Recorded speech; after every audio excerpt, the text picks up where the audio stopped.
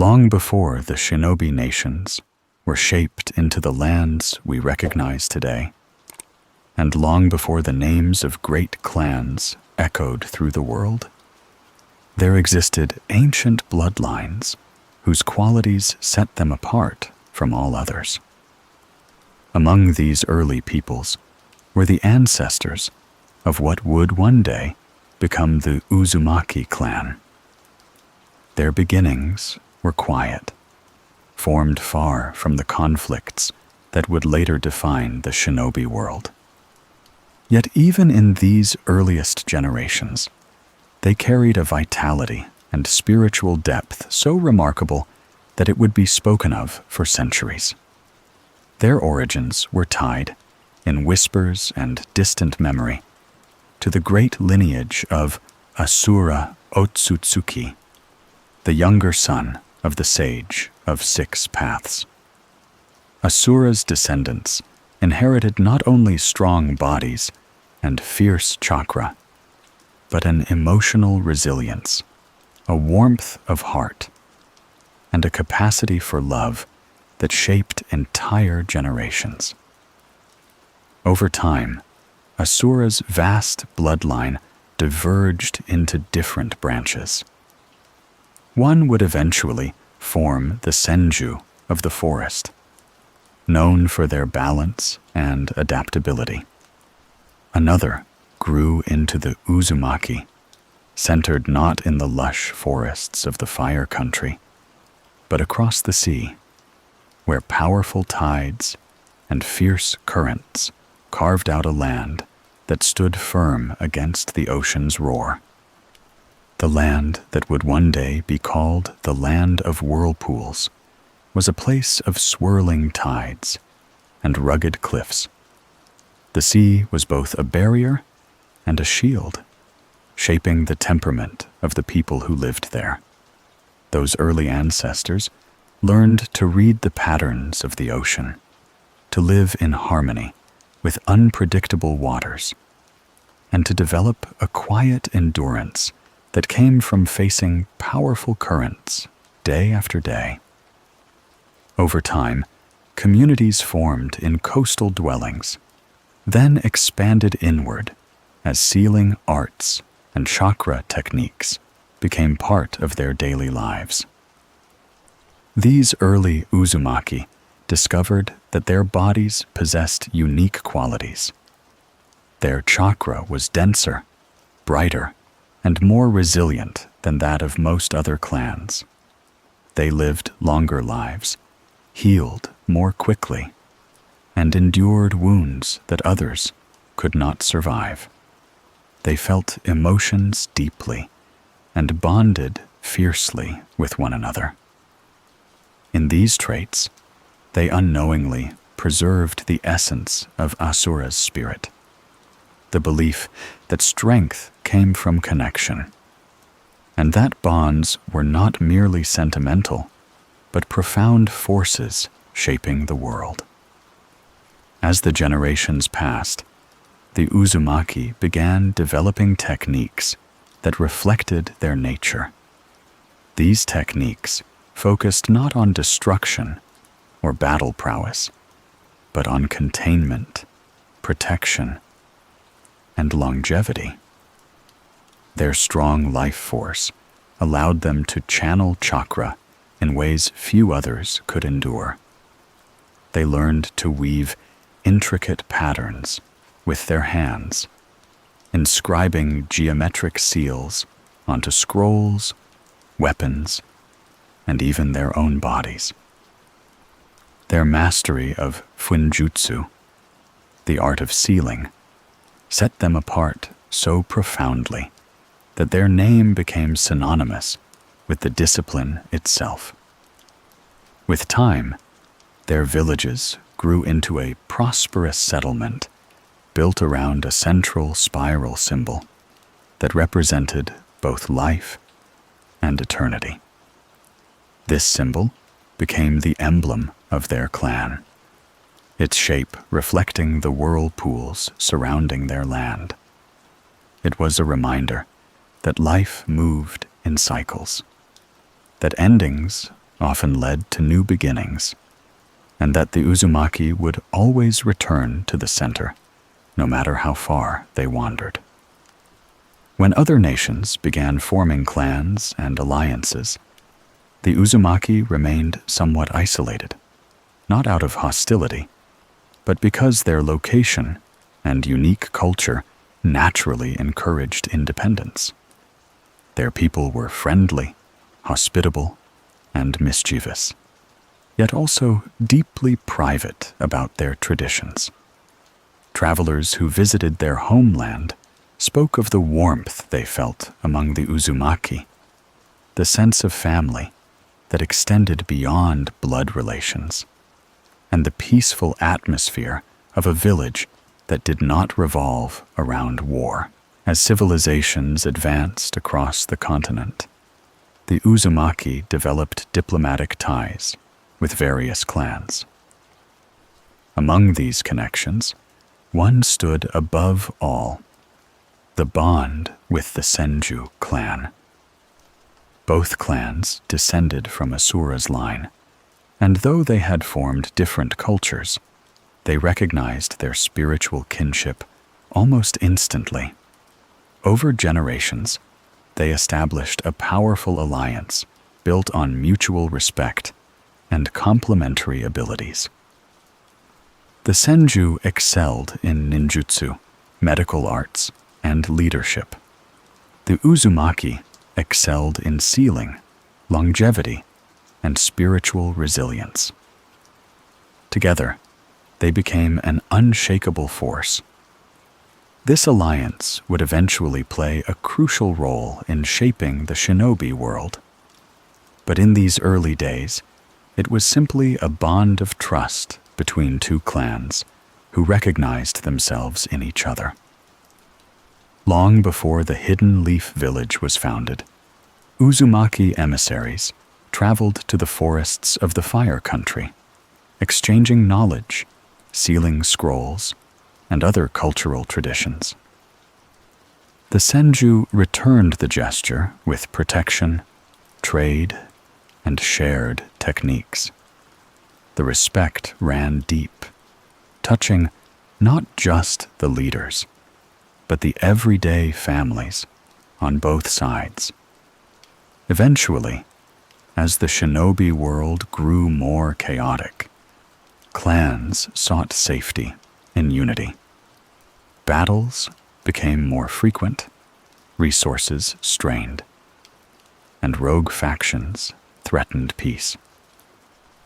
In the Land of Fire, Hashirama Senju dreamed of a place where children would no longer die in war. His vision led to the founding of Konohagakure, a village built on cooperation rather than endless conflict. As the Senju began gathering allies to bring this dream to life, the Uzumaki clan was among the first and most trusted supporters. And so, a new chapter began. The Uzumaki did not relocate to the Land of Fire, nor did they abandon their homeland, but they became Konoha's closest ally. They offered knowledge of sealing arts, lent their wisdom to foundational scrolls, and contributed their emblem to Konoha's protective vests as a symbol of unity. Few outside the highest ranks understood just how vital the Uzumaki were to Konoha's early growth.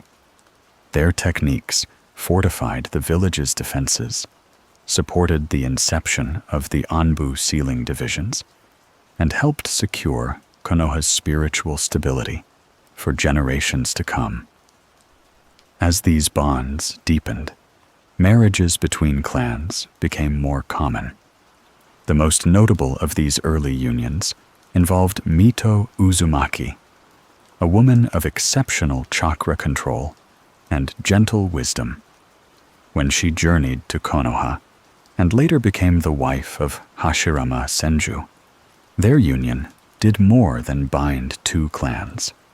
It bound two histories, two legacies, and two visions of peace that would echo across generations. Mito's presence in Konoha would eventually influence events far beyond her own lifetime, shaping the destinies of future Uzumaki descendants, including the child who would one day reshape the entire shinobi world. For the Uzumaki clan, these beginnings marked a time of unity and calm, a time when alliances were strong and futures felt promising. But like all great clans, their story would soon enter eras of challenge, loss, renewal, and transformation. Eras that would eventually lead to the birth, growth, and rise of Naruto Uzumaki, the living embodiment of everything his ancestors had represented. The years that followed the strengthening of the alliance between the Uzumaki and the Senju marked a gentle rise in prosperity for both clans. Across the sea, the Uzumaki homeland grew into a flourishing center of craftsmanship, knowledge, and spiritual tradition. Their mastery of fuinjutsu continued to evolve, its techniques refined through generations of careful study. Seals that once existed only on parchment were now inscribed into architecture, tools, and protective barriers that shielded the village from outside threats. Their homeland, encircled by natural whirlpools, became known for its almost mythical defenses, both natural and man-made. Visitors who arrived at Uzushiogakure often described the village as a place touched by serenity. Children played along the shoreline. Market stalls sold scrolls and charms, each marked with intricate symbols woven in spirals and careful brush strokes. Scholars exchanged knowledge with wandering monks and travelers. And everywhere, the Uzumaki red, the deep crimson hair that marked so many clan members, caught the sunlight like threads of fire. Yet beneath their warmth was a quiet strength. Uzumaki shinobi were not known for aggression, but for resilience. They excelled at support roles, battlefield control, and sealing specialists capable of neutralizing threats without unnecessary bloodshed. Their vitality made them difficult to kill, and their chakra reserves allowed them to perform advanced techniques other shinobi could barely approach. But even with their talents, they maintained a philosophy rooted in peace and unity, believing that their purpose was not to dominate the world, but to safeguard it. This philosophy deepened when Mito Uzumaki left her homeland to begin her new life in the Hidden Leaf Village. When Mito married Hashirama Senju, their union strengthened an alliance that went beyond their personal bond. It represented the merging of two lineages dedicated to peace, one with physical might and leadership, the other with spiritual strength and stability. The wedding was celebrated both in Konoha and across the sea, and Uzumaki elders blessed the union with ancient sealing rites, long used as symbols of protection and longevity. In Konoha, Mito became a pillar of wisdom, known for her calm temperament and balanced perspective. She embraced her role with humility, supporting Hashirama's vision for a world where clans could live without constant conflict. But her new life also carried a responsibility unlike any other. When Hashirama faced the Nine Tails in battle, Mito became its first human host, using her unparalleled sealing abilities to confine the beast within herself. This act was not just a display of strength. It was a sacrifice, one she accepted with grace for the sake of the village and her husband's dream. It also marked the beginning of a deeper relationship between Konoha and the Uzumaki clan.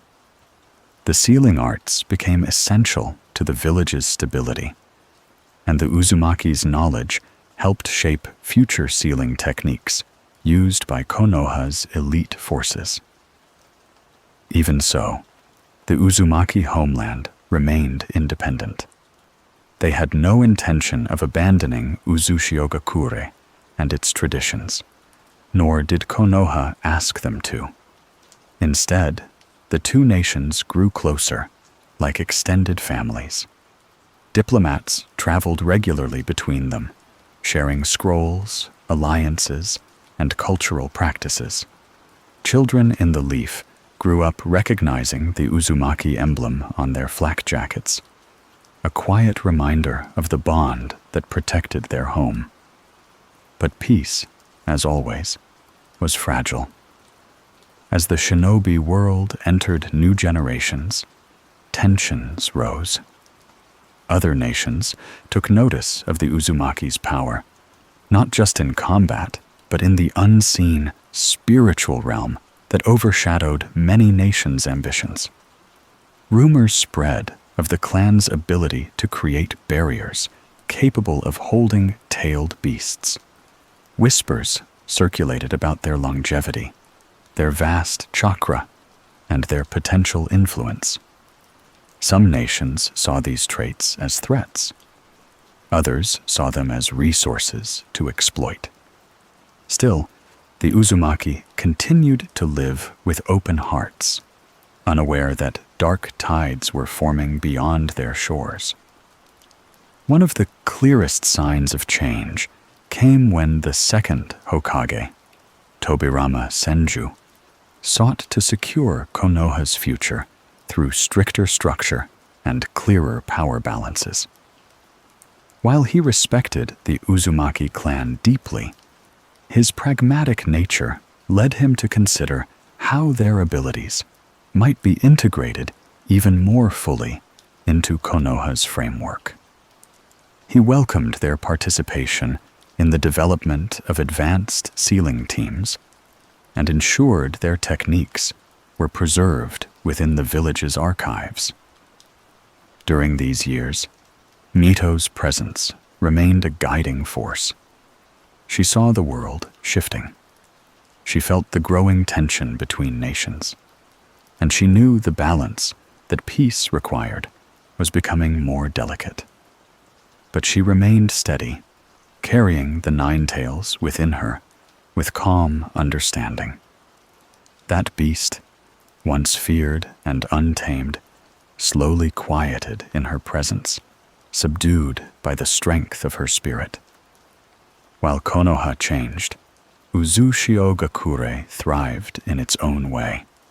The village developed advanced sealing chambers, libraries filled with scrolls that detailed centuries of techniques, and training grounds designed for resilience rather than destruction. Children learned basic sealing symbols before they learned standard jutsu. Even non-shinobi households practiced spiritual arts that strengthened their life force. Among these techniques existed the adamantine sealing chains, a power unique to certain Uzumaki, allowing them to manifest physical chains of chakra capable of restraining even the Nine Tails. Those who inherited this ability trained in secret, guided by elders who understood its significance. Though rare, the presence of such techniques made the clan even more awe-inspiring to outsiders. Yet even in their greatness, the Uzumaki saw themselves not as conquerors, but as guardians. They believed that their strength existed to support others, to offer stability where chaos threatened, to protect where darkness encroached, and to bring renewal where destruction had left scars. Their philosophy touched every aspect of their lives, from their art to their architecture, from their combat style to their spiritual practices. And for many years, the world benefited quietly from their presence. However, history moves with its own rhythm. Bonds that seem eternal can be strained, and peaceful places can be cast into shadows without warning. As the shinobi nations entered a period of increased suspicion and rivalry, the Uzumaki clan unknowingly stood at the center of desires they never asked to provoke. Their strength, once admired, began to draw eyes filled with envy and fear. And far across the sea, in a land surrounded by swirling waters and ancient seals, a storm began to gather. Nothing the Uzumaki had built would remain untouched, and the world that awaited them would demand resilience unlike anything they had ever faced. This was the calm before their greatest tragedy, and the beginning of a story that would one day lead to Naruto Uzumaki, the final torchbearer of a clan that refused to be forgotten. The years leading into the next era carried a quiet, uneasy shift in the world's balance. Though Uzushiogakure remained peaceful on the surface, its allies and neighbors began changing in ways that were subtle at first, then unmistakable. Nations expanded their military strength. Clans sought new techniques to surpass their rivals. Political tensions rose with every passing year, like threads tightening across the continent. The Uzumaki clan, despite their isolation and goodwill, found themselves increasingly at the center of attention. It was not hatred that sparked this attention, but fear. The sealing arts the Uzumaki had perfected were unlike anything other nations could replicate. Their ability to contain tailed beasts, suppress curses, and create barriers strong enough to withstand armies made them a clan others could not ignore. While Konoha treasured their alliance, other nations viewed their abilities through a harsher lens. Some believed the Uzumaki were too powerful. Others feared they might one day use their sealing arts to shift the balance of power in unpredictable ways. Rumors spread quietly. Whispers traveled between war councils. And although the Uzumaki lived far across the sea, their name began appearing in discussions of strategy and precaution. Back in Konoha, Mito sensed these shifts. She observed the growing tension with a calm but wary heart. Her bond with Hashirama had built bridges between clans. But as time passed and Hashirama's era drew to a close, the world's hope for peace dimmed. Mito understood that the vision her husband had dreamed of, a world without fear, was still far away. When Hashirama passed and leadership transitioned into new hands, the weight of responsibility grew heavier. Mito's guidance remained valuable, and the sealing arts she had taught the village proved essential in keeping the Nine Tails subdued. But even with Konoha's stability, the world beyond it was becoming unsettled. In the Land of Whirlpools, life continued with the appearance of tranquility.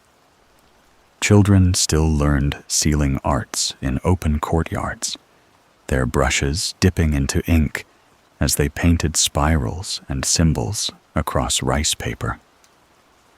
Families still gathered in the evening for meals, sharing laughter and stories beneath the glow of lanterns swaying in the sea breeze. The warm sound of waves echoed through stone streets, and the scent of salt water lingered in every corner of the village. But the elders felt the shift. The sea winds carried with them distant hints of conflict. Visitors from Konoha brought news of rising tensions. And although Uzushiogakure had never been a nation of conquerors, their strength made them a potential target for those who wanted what they possessed, sealing knowledge that could change the course of wars. Even so, the Uzumaki did not let fear reshape their identity. They continued living with warmth and purpose, believing that if darkness came, they would face it together. It was during this period of simmering tension that a new child was born in Uzushiogakure, a girl with bright red hair, boundless chakra, and a spirit too large for her small frame. Her name was Kushina Uzumaki. From the moment she opened her eyes, the elders could sense her potential. Her chakra shimmered with unusual vibrancy. Her laughter filled rooms with energy. And her heart, though still untouched by hardship, seemed filled with an instinctive resilience. Kushina's parents adored her, and the village cherished her as one of its shining stars. She learned to run along the coastline before she learned to speak clearly, her feet splashing in the foamy waves as she chased seagulls along the shore. She watched older children practice sealing techniques, her eyes wide with fascination, and often sneaked closer than she should have to observe their training. Even as a toddler, she displayed a curiosity that seemed limitless, asking questions with genuine wonder about techniques she was far too young to understand. Her early years were carefree, a brief but precious moment in the clan's long timeline where innocence overshadowed the gathering storm. Meanwhile, Mito in Konoha continued her quiet leadership. She aged gracefully, her chakra still strong, but her body gradually growing more fragile. She lived peacefully within the village, respected by shinobi across generations. And though she rarely returned to her homeland, she remained deeply connected to it through letters, emissaries, and the subtle pull of heritage that lived within her. But eventually, the world's pressures reached a breaking point. Multiple nations began to see the Uzumaki not just as allies or distant neighbors, but as assets too dangerous to leave untouched. Their sealing techniques could imprison tailed beasts, suppress armies, or alter the tide of wars. Their chakra made them nearly impossible to break. Their longevity gave them time to perfect arts that others barely understood. Together, these traits made the Uzumaki both invaluable and intimidating. It wasn't hatred. It was calculation. And calculation can be just as deadly. As fear spread, a quiet coalition formed among hostile forces. A plan was devised in secret meetings. Resources were gathered, ships constructed, armies positioned. The Land of Whirlpools did not know it yet, but the world was preparing to strike. Around this time, Kushina's vibrant early years reached a turning point. She witnessed the elders training more frequently, sensed the tension in their whispered conversations, and felt the worried glances exchanged among adults when they thought the children were not looking. Even as a young girl, she could tell that something was changing.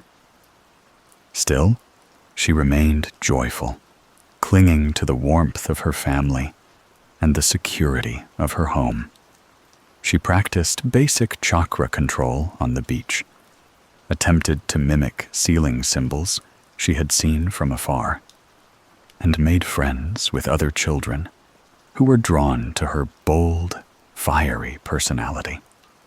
She was still young enough to be shielded from the growing fear, but not for long. It was during these uncertain times that the elders made a significant decision. They would send representatives, including promising children, to Konoha to deepen their alliance. They believed the bond with the leaf could offer additional protection if the worst occurred. And although they had no idea how soon danger would arrive, their instincts were correct. Among the children considered for this exchange was Kushina. She was young, spirited, and overflowing with potential.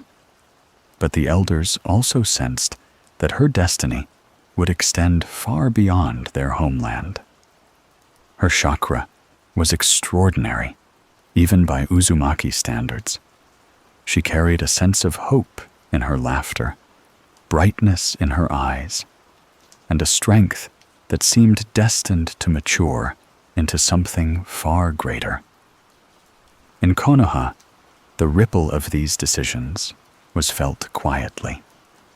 The leadership welcomed the idea of nurturing the next generation of Uzumaki, knowing their knowledge and spirit would one day become essential. Mito especially watched these developments with interest.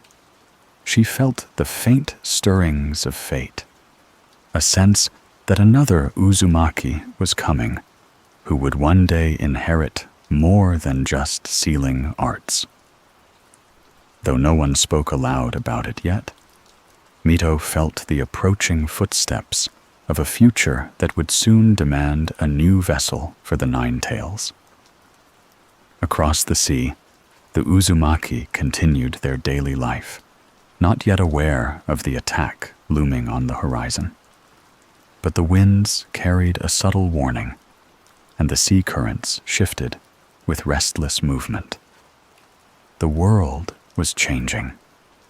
Their story was heading toward its most painful chapter.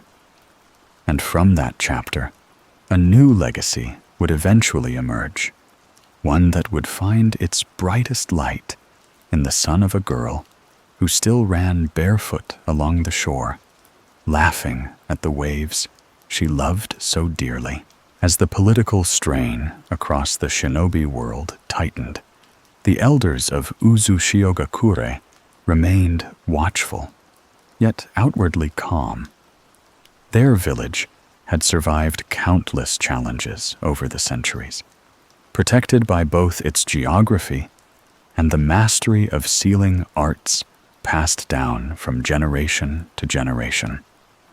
But the wariness in their eyes betrayed a truth they tried not to speak aloud. The world no longer viewed strength as a blessing, but as a threat. And the Uzumaki had always been strong. Still, daily life in the village continued. Scroll makers painted their symbols with steady hands. Shinobi trained among stone courtyards, their movements blending precision and grace. Children practiced calligraphy under the warm glow of lanterns as the ocean whispered beyond their windows. Even as the tension grew, the Uzumaki clung to their traditions. To them, there was dignity in living with purpose, even when uncertainty lingered at the edge of the horizon. Kushina, though still young, sensed the change. She saw the adults exchanging quiet glances, noticed more shinobi patrolling near the outer cliffs, and felt the heaviness in the air when emissaries from Konoha arrived sooner than expected. She didn't fully understand the words international conflict or political instability, but she felt the shift in the world around her in ways only a sensitive child could. Her parents, like many in the clan, hid their worry behind soft smiles. They encouraged her to continue playing with her friends, to keep practicing her chakra exercises, and to let her spirit remain bright. And for a while, she did. She spent her mornings running across the shoreline, her crimson hair swirling in the salty wind. She tried her best to draw sealing symbols, though most of them came out crooked or overly large. She asked questions constantly, her curiosity boundless. But her childhood peace grew shorter with every passing month. Emissaries from Konoha visited more frequently. Some came bearing scrolls and diplomatic updates. Others came quietly, meeting with the elder council behind closed doors. Mito occasionally sent letters, written with gentle calligraphy, reminding the clan to remain cautious and prepared. She sensed that her homeland's safety was no longer guaranteed. The world had shifted too sharply, its ambitions too volatile. One of the most significant of these visits occurred when Kushina was still a young girl. A Konoha delegation arrived bearing troubling intelligence.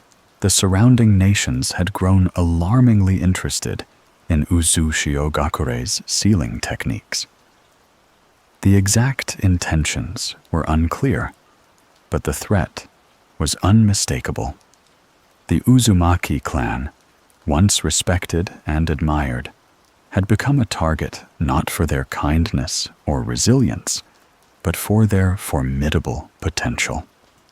It was during this period that the elders made a decisive, painful choice. They would begin moving their youngest and most promising children to Konoha, one by one, to ensure the survival of their lineage if disaster were to strike.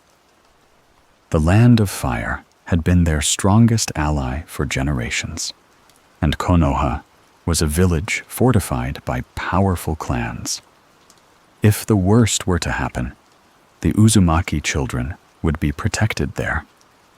The decision was not made lightly. It carried the weight of centuries of tradition and the quiet fear that the clan's homeland might not remain safe forever. Among the first names on the list was Kushina's. Kushina was confused when she was told about the relocation. She did not understand why she needed to leave her home, the place where she had first learned to walk, where she had practiced her seals, where she had watched the waves crash against the cliffs. Her parents tried to explain gently, telling her that Konoha would be a place where she could thrive, where she could learn new skills, where she would be safe. But no matter how soft their voices were, Kushina heard the tremor beneath their words. She heard fear. She felt the sense of something irreversible approaching. Still, she trusted her family, and she trusted the elders. She prepared for the journey, packing only a few belongings: a small scroll with her earliest sealing attempts, a seashell she had found on the beach, and a hand-woven charm made by her mother. She carried them all in a satchel she clutched tightly as the day of departure arrived.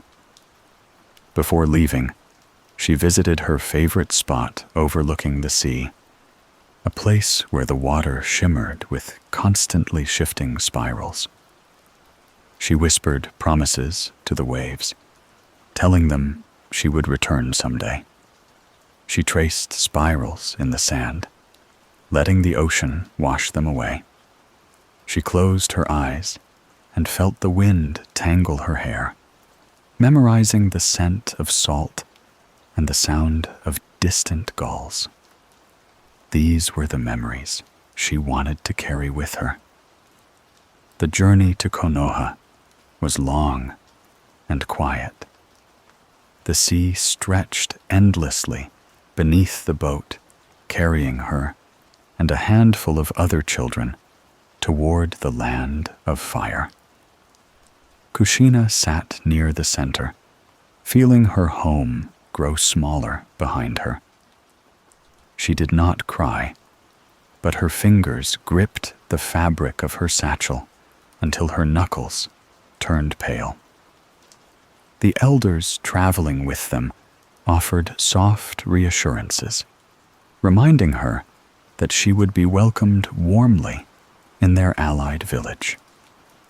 Across the sea, in Konoha, preparations had already begun. The third Hokage, Hiruzen Sarutobi, had been informed of Kushina's arrival. He had spoken with Mito, who sensed the importance of this new young Uzumaki. Though she never said it aloud, she felt the gentle stirrings of fate, a feeling that this child would one day play a role far greater than anyone yet understood. When Kushina arrived in the land of fire, the forest air felt strange. It carried no salt, only the scent of earth and pine. She was guided through the village gates, her eyes widening as she saw Konoha's bustling streets, its tall trees, and the shinobi walking with practiced ease. Everything was new, everything was unfamiliar, and the weight of what she had left behind settled quietly inside her. The villagers, seeing her bright red hair, recognized her heritage immediately. They offered gentle greetings, curious glances, and soft smiles. But Kushina felt the hollowness of being a stranger. She missed the sound of waves, the warmth of her family, the safety of her homeland. Then everything changed when she met Mito. The elder Uzumaki sensed Kushina's arrival even before being told. She walked slowly to meet her, her steps steady despite her age. When their eyes met, something deep within Kushina shifted. Mito's presence carried the warmth of home. Not the home she had left, but the home that existed within their shared blood. The resonance between them was unmistakable.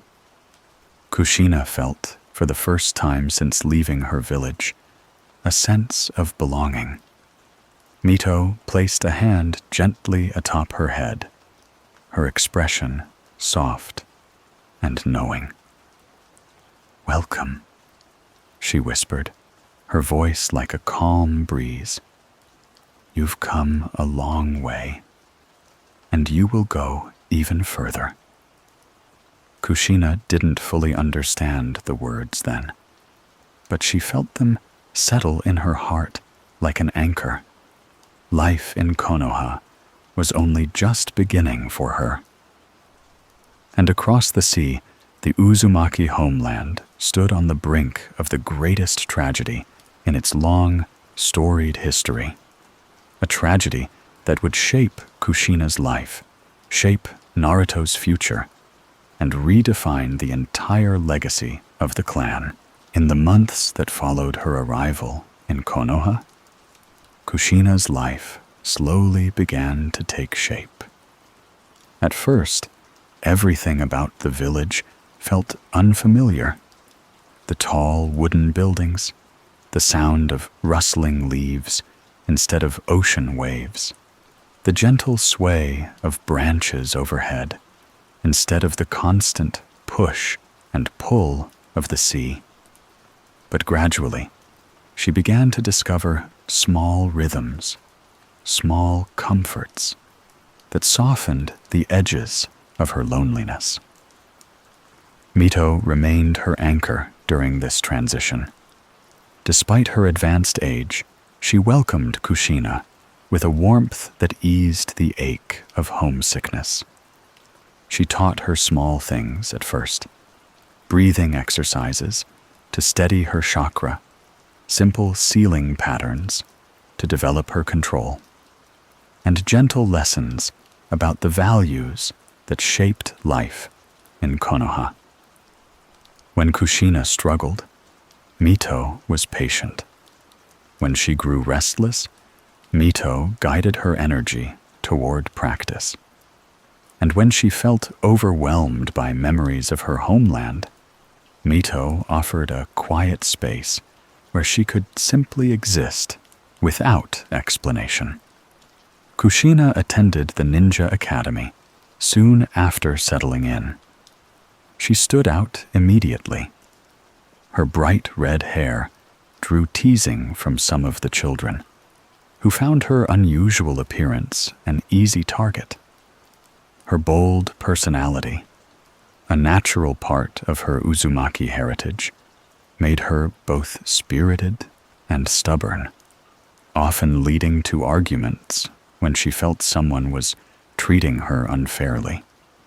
But even when she clashed with others, she never hid who she was. Her teachers noticed her resilience. They noticed her boundless chakra. They noticed the spark in her eyes whenever she focused on a task. She struggled with fine control at first. Her chakra was so potent that simple exercises often exploded into bursts of excess energy. But she worked tirelessly, driven by a determination that seemed woven into her blood. Still, life wasn't easy. Occasionally, she would return home with a scraped knee or a frustrated frown.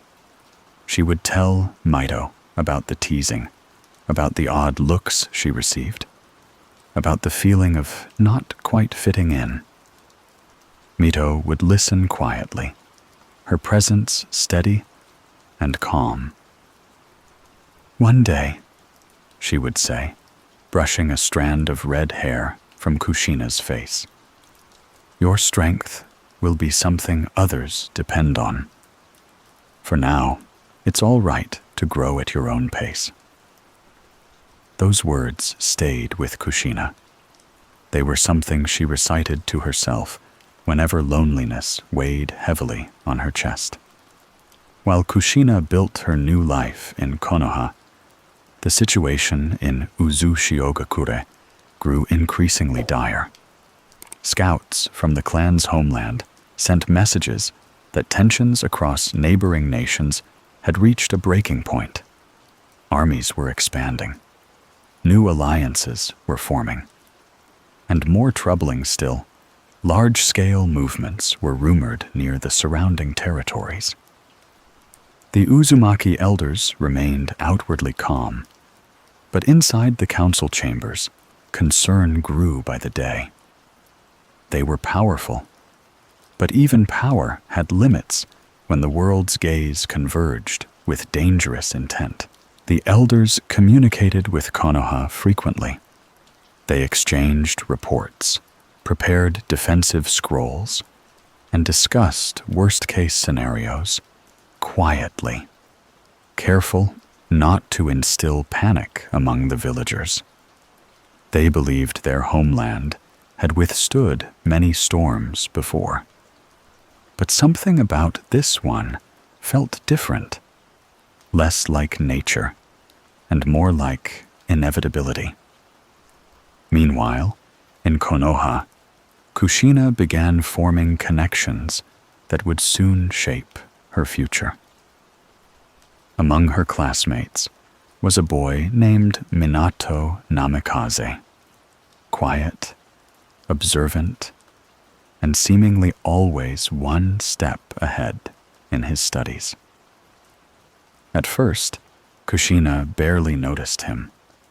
She was too busy adjusting, too occupied with trying to carve out space in this unfamiliar world.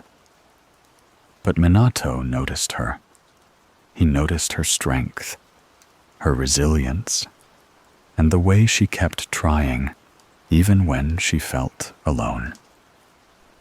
One afternoon, after enduring teasing for her red hair, Kushina ran off in frustration.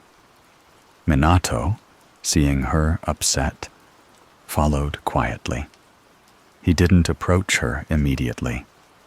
He simply sat near the tree she had chosen as a hiding spot, giving her space, but offering silent companionship. She pretended not to care, but she remembered that moment for years afterward. It was the first time someone in Konoha had reached out to her with kindness, not because of duty or bloodline, but because they cared. But their bond was still in its earliest stages, a small seed planted far before either of them understood how deeply it would root itself in their lives.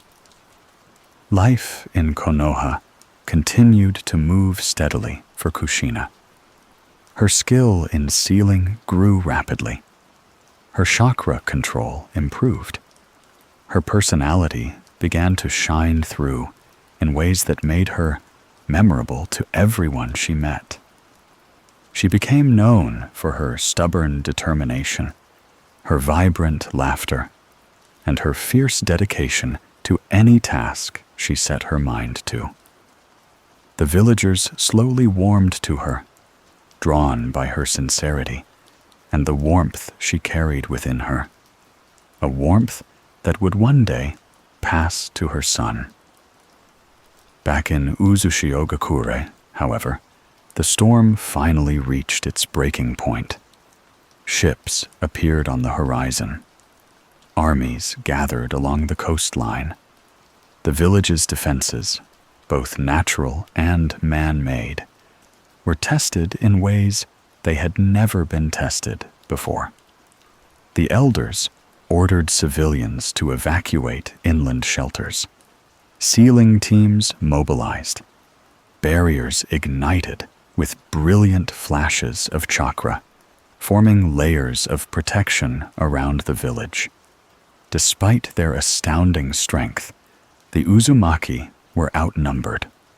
The coalition that attacked them was vast, composed of multiple nations, coordinated by fear of what the Uzumaki could one day become. Even with their powerful seals and spiritual endurance, the clan faced an overwhelming force. The battle was fierce, but the ending was inevitable. When word finally reached Konoha, the message was carried by breathless emissaries, ink still drying on the scrolls they brought. The third Hokage read the reports with widening eyes. The destruction was rapid. Uzushiogakure had fallen. Entire families, entire legacies had been lost in a single catastrophic assault. The news shook the village.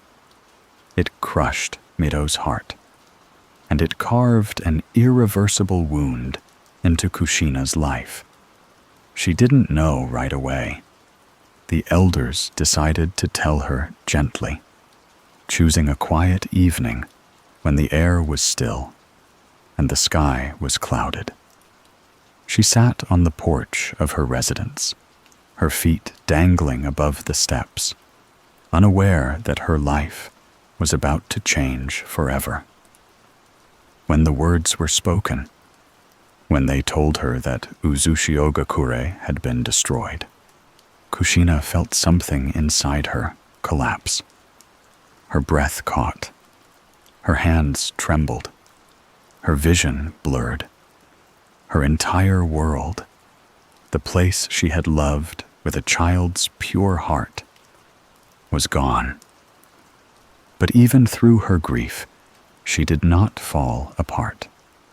Because she remembered Mito's words, because she remembered the strength of her parents, because she carried the spirit of the Uzumaki in every beat of her heart.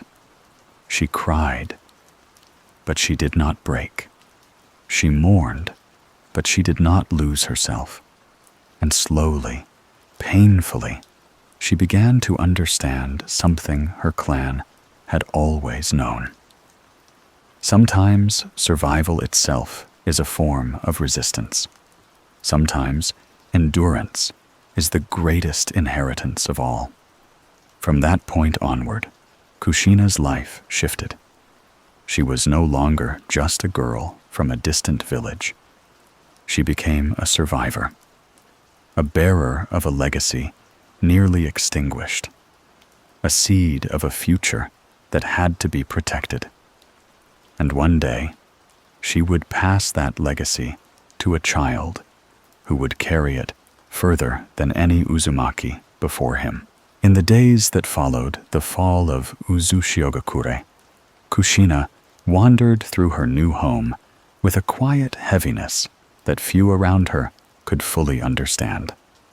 Konoha bustled with life, with training, with chatter, and daily routines.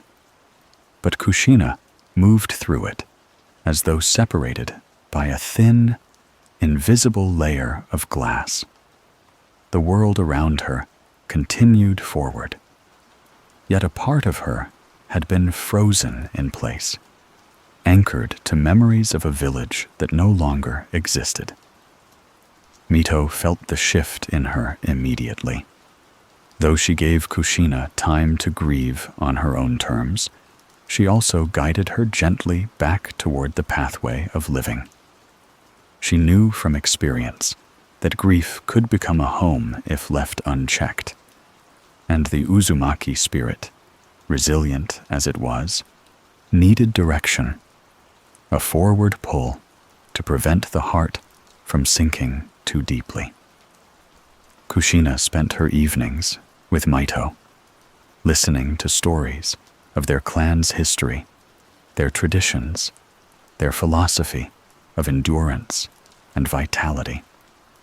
Mito described the era before the founding of the villages, spoke of the strength the clan had cultivated through peace rather than conquest, and reminded Kushina that their legacy would survive as long as someone remembered it. Kushina absorbed these stories quietly, her grief slowly reshaping itself into determination. Her academy years continued, shaped now not just by her spirited personality, but by an underlying resolve that burned brighter each day. Her classmates noticed the change. The loud, bold, easily flustered girl they had known became steadier, less shaken by teasing, more focused during training, and more aware of her own potential. And though she still clashed with others from time to time, those clashes came from confidence rather than insecurity. Minato noticed the change too. He watched as Kushina's expressions shifted, as her movements grew more deliberate, as her laughter, though still vibrant, carried a deeper strength beneath it. He began to understand the weight she carried, even if she didn't speak about it. Without announcing it, without seeking recognition, he made it his quiet mission to ease her burdens in whatever small ways he could. When she struggled with chakra control, he offered help after class. When she practiced sealing techniques outside the academy, he watched over her to ensure she wasn't disturbed. When she seemed lost in thought, he simply sat nearby, offering presence rather than questions. Kushina never asked him to do these things. She often didn't even acknowledge them aloud. But she noticed, and she stored those memories, the way she stored seashells from her childhood. Quiet reminders of small kindnesses that meant more than words could express. As Kushina grew, so did her abilities. She became one of the most promising young kunoichi in the village, distinguished not only by her sealing talent, but also by the staggering amount of chakra she possessed. Her teachers recognized the dangerous potential of such power and began training her with increasing seriousness. They knew that with the fall of Uzushiogakure, she represented something precious, an inheritance that had survived devastation. Konoha's leadership recognized it too. When Mito's health began to decline, whispers started circulating through the higher levels of the village. The Nine Tails, sealed within Mito since the early days of Konoha, had been contained for decades, but even a legendary Uzumaki could not bear such a burden forever. The question of succession arose, and with it came an unsettling reality. The next Jinchuriki would need the physical and spiritual strength to withstand the fox's overwhelming power. The decision, though not made lightly, seemed almost predetermined. Kushina was chosen. She was summoned to the Hokage's residence one quiet evening. She expected another lesson, another meeting, another conversation about discipline or training. But when she arrived, she sensed immediately that something was different. Mito was there, seated with poise despite her age. Hiruzen Sarutobi waited beside her, his expression calm but solemn. The atmosphere carried the weight of duty. Kushina listened as they explained what being a Jinchuriki meant, what responsibilities it carried, what burdens it placed on the body and soul.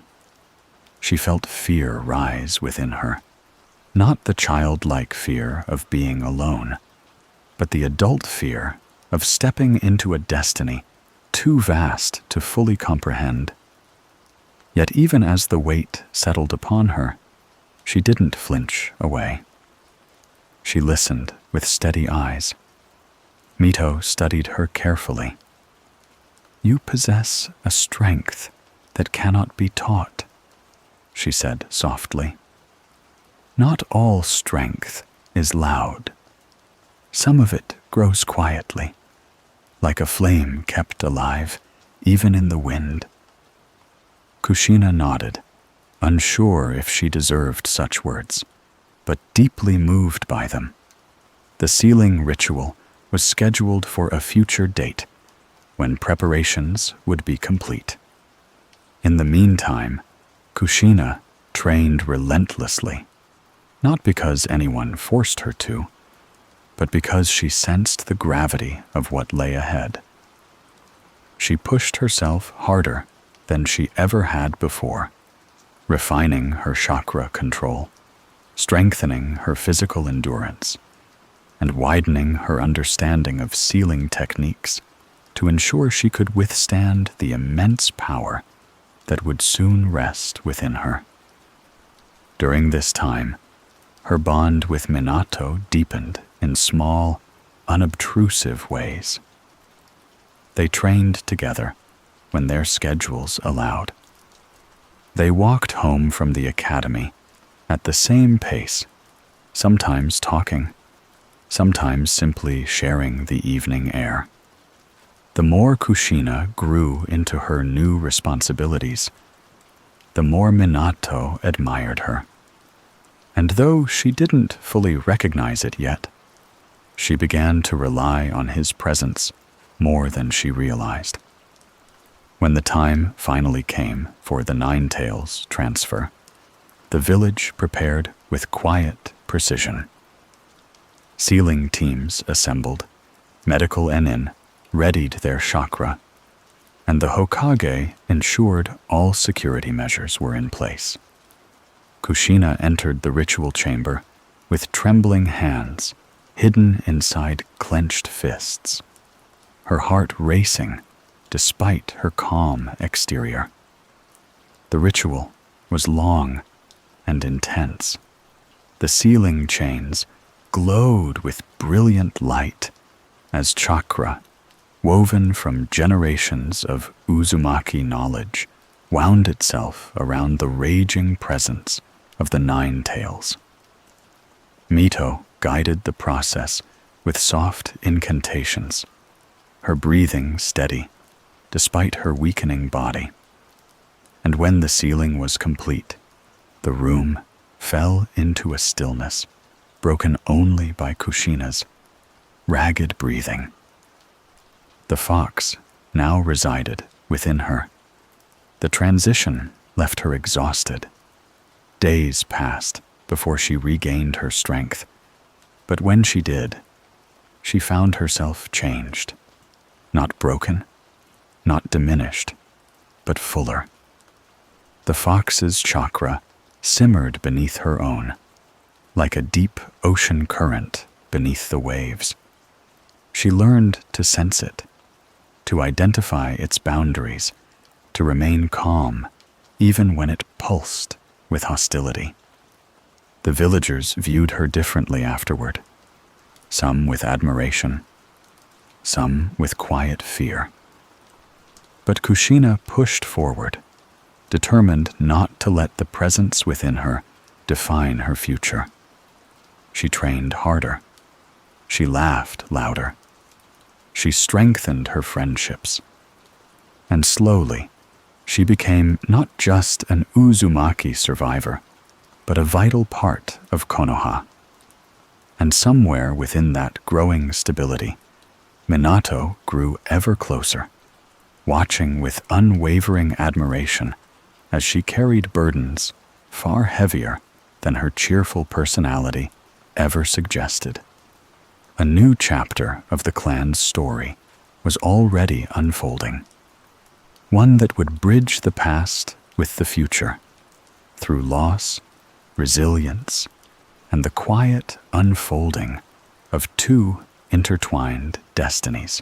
Time moved in gentle currents after Kushina became the new Jinchuriki of the Nine Tails. Though her days were filled with demanding training, village missions, and careful supervision, she began settling into a rhythm that felt almost natural. The weight of the fox struggled beneath the surface from time to time, pulsing like distant thunder. But she learned to keep her mind steady, her breath even, and her spirit firm.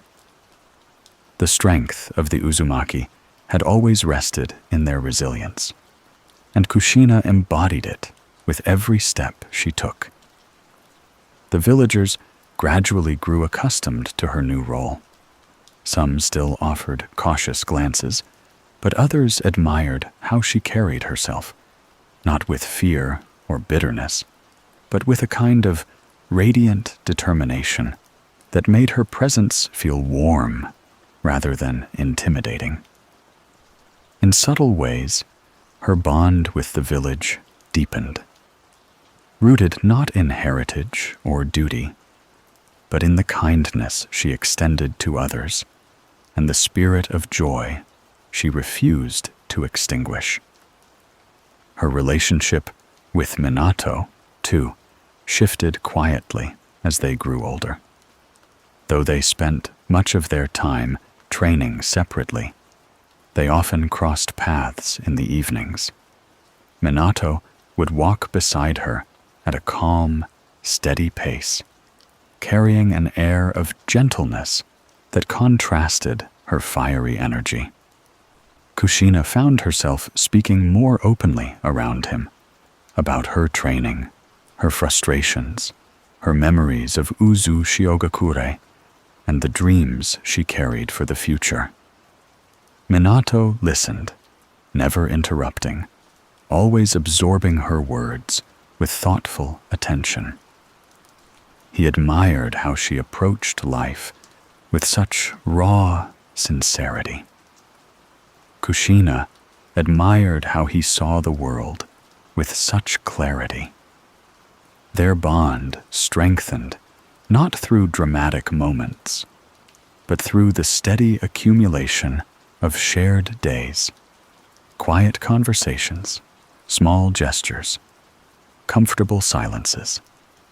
Though neither of them recognized the full shape of their feelings yet, the foundation had already been laid. As the two graduated from the academy and progressed through the ranks, their growth became evident. Minato advanced quickly, his natural talent shining through mission after mission. His reflexes were precise, his strategies elegant, and his calmness under pressure unmatched.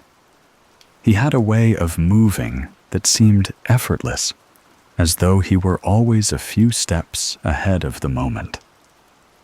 Kushina's growth was more forceful, more intense. Her chakra reserves expanded, her sealing techniques grew sharper, and her combat instincts strengthened.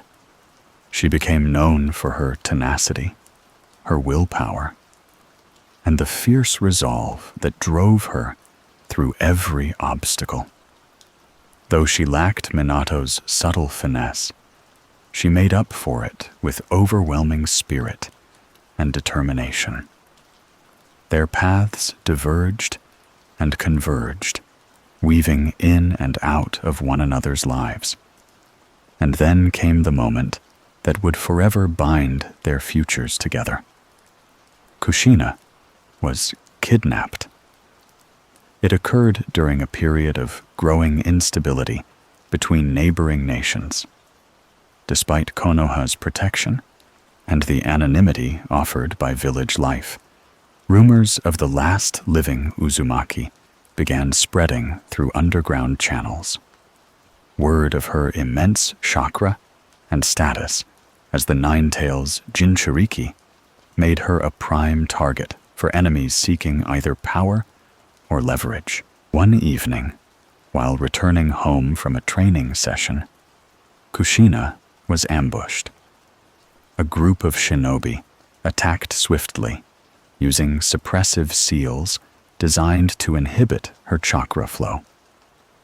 Before she could break free, they bound her with chains of reinforced metal, muffling her voice and limiting her movement. They moved her swiftly through the forest, intending to escape before Konoha could react. Even so, Kushina fought. She left subtle trails along the path, strands of her bright red hair torn intentionally from her head and scattered through the leaves. It was an instinctive act of hope, a desperate attempt to leave a marker for anyone who might follow. She gritted her teeth as the chains bit into her wrists. She forced her chakra to flare just enough to sear small patterns into the ground, anything to give someone a chance to find her. That chance arrived sooner than she could have imagined. Minato noticed her absence immediately. He sensed something was wrong, not from evidence alone, but from an instinct that had grown over years of watching her live, laugh, and persevere. When word spread that she had disappeared, he was already moving, racing through the forest with a precision and urgency that pushed his body to its limits. He found the first strand of red hair within minutes. He found the next a few moments later. Each step brought him closer, his movements smooth and relentless, as though guided by something deeper than logic. He moved faster than the kidnappers could predict, faster than they could prepare for. And when he finally reached them, he struck with such speed that they barely had time to react. The battle was brief. Minato's movements blurred like flickers of light in the darkness. One enemy fell, then another, until the last collapsed beneath the weight of his precision. And when the forest finally stilled, Minato approached Kushina, her hair tangled, her breath uneven, her body bruised from resisting. She looked at him, her eyes filling with a mixture of relief and disbelief. "You found me," she whispered, overwhelmed by emotion. Minato smiled softly. "Of course I did. Your hair. It led me right to you." Kushina's eyes widened. She had always disliked her bright red hair. She felt it made her stand out, made her a target, made her a subject of teasing. Yet in this moment, the very thing she resented had saved her life. Something inside her shifted. She saw Minato with new clarity, not as a classmate, not as a quiet boy who watched her with curiosity, but as someone who truly understood her, and someone she could trust completely. Their bond deepened after that night. Slowly, gently, it blossomed into something neither could ignore. They trained together more often. They walked through the village side by side. Kushina began laughing more freely around him. Minato's calm voice gained a warmth reserved only for her. Kushina's life no longer felt like something she endured alone. But even as her personal world brightened, the broader shinobi world darkened. Tensions among the major nations began to spike. Eyes turned toward Konoha. The seeds of the Third Great Ninja War were beginning to sprout, growing in quiet corners of political strategies and military preparations. And as the storm gathered strength, Kushina and Minato continued their steady ascent. Two young shinobi whose destinies would shape not only each other's lives, but the future of the Uzumaki clan itself. The seasons shifted as the world edged closer to conflict, and the village of Konoha found itself wrapped in the growing tension of a brewing war. Patrols increased. Missions grew more dangerous. The once peaceful air filled with distant unease. Yet amid this swelling turbulence, Kushina and Minato's connection continued to deepen, becoming a quiet source of warmth in a world growing steadily colder. Kushina, now older and more confident, had come into her own as a shinobi. Her personality still carried its familiar brilliance, the fiery determination, the bold honesty, the stubborn courage. But grief had shaped her into someone wiser, someone whose strength ran as deep as it was bright. She trained tirelessly, not because she wanted to prove anything, but because she felt her clan's absence like a silent weight upon her shoulders. Each step forward was a way of honoring what had been lost. Minato had become a rising star in Konoha. His talent was undeniable, swift, clear-minded, and intuitive. But beyond his skill, he carried a quiet humility that made him respected by both peers and superiors. While many admired his abilities, Kushina admired something deeper: the gentleness beneath his strength, the kindness in his decisions, the steadiness of his presence. As they grew closer, their partnership became one of balance. Kushina's fierce energy was grounded by Minato's steady calm. His quiet nature was brightened by her vibrant spirit. They supported each other in training, on missions, and through the emotional burdens they each carried. Theirs was not a love forged by dramatic declarations, but by the quiet constancy of shared paths. As tensions between nations intensified, both of them advanced in rank. Minato's progress was rapid, propelled by his natural genius and strategic insight.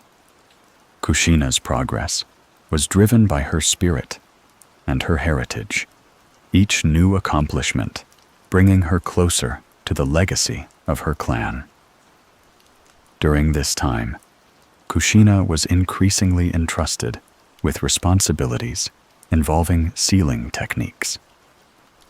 Her talent in the Uzumaki arts made her invaluable in missions requiring complex fuinjutsu.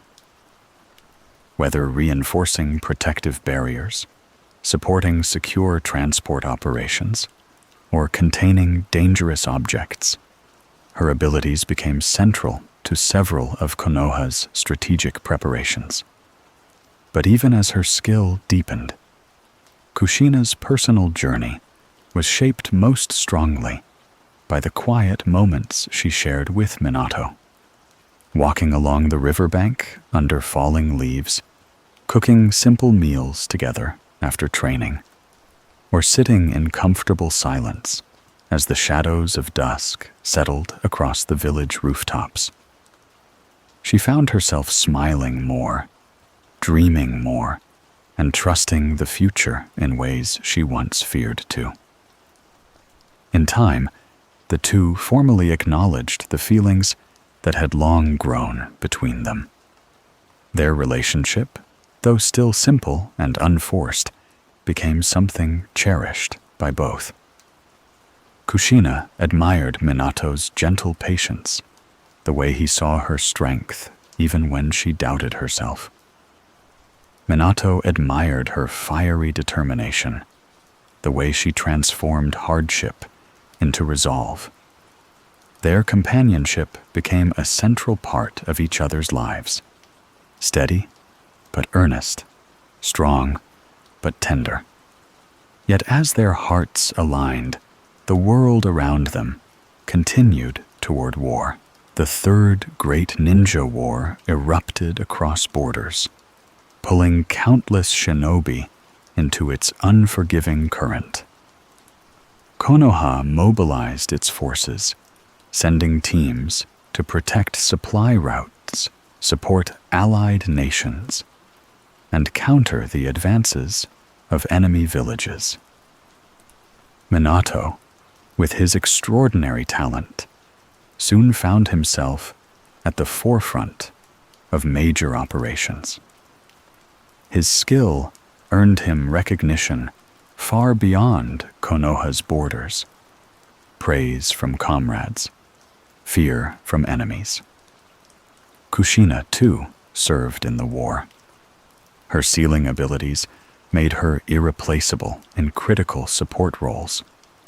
Though she was rarely placed on the front lines due to her status as the Nine-Tails Jinchuriki, she contributed with unwavering determination, reinforcing barriers, stabilizing wounded chakra networks, and supporting operational teams with the quiet strength that defined her heritage. The war was brutal. Losses mounted. Villages across the continent suffered. But amid the hardship, Kushina and Minato remained each other's refuge.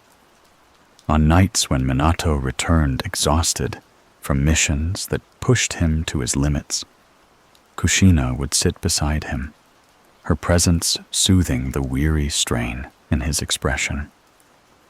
On days when Kushina felt the fox's chakra trembling too strongly beneath her own, riled by the chaos of war, responding to distant danger, Minato would help her steady her breath, reminding her she was not alone.